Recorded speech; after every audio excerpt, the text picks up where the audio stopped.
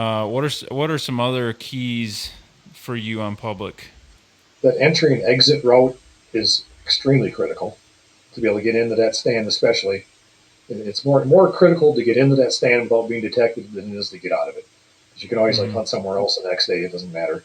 But getting Right. into that stand, you have to make sure that you're getting in there undetected. That's probably one of the reasons why if I'm hunting way back in the woods in a public land area, I'm not going to hunt early in the morning. Because sneaking into that stand in the dark when it's all quiet and crispy in the morning is just you're defeating yourself. You're gonna let every deer know that you're there. You know that they're hunting them. I want to sneak in there. Typically, I'll wait until the wind picks up in the morning, say 9 o'clock in the morning. Then I'll walk in and I'll hunt the rest of the day. Hmm. That's been my key strategy for hunting public land.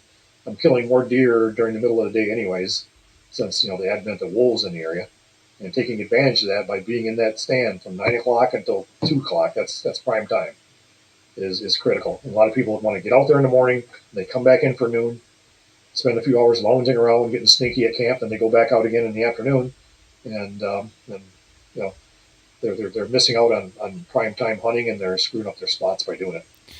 Yeah, and so let me kind of set the stage here for what you just said because I think you said earlier you usually hunt around rut time. Is that correct? When I'm hunting on public land spots, I'm hunting mostly during the rut. Yep. So that is good to remember, right? You're also hunting in spots that don't have, probably, I'm guessing, they don't have clear cut food to bed, uh, like movement type things, because you're not hunting around agricultural type fields, right? This is more big woods type hunting. Is that right? It's big woods, you're looking for funnels and trails and things like that to hunt on, where there's going to be areas where the deer are concentrated.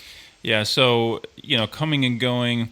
So, for example, if I'm hunting more easy to predict food to bed type cover, like ag fields to this bedding area, uh, sometimes you can get away with, and I like to go in super early in the morning before they will transition back to there. But in that type of situation, you don't necessarily know. There's no clear cut where the deer will probably be as much in that type of situation. And you're going in when it's the calmest part of the day, you're crunching around in frosty leaves and stuff, and that that's a detriment. So it is subject to, I think, the situation there as well, for where you hunt, and just point that out to guys because it is a little bit situational, I think. And in the middle of the day, you're catching them in the rut and they're moving.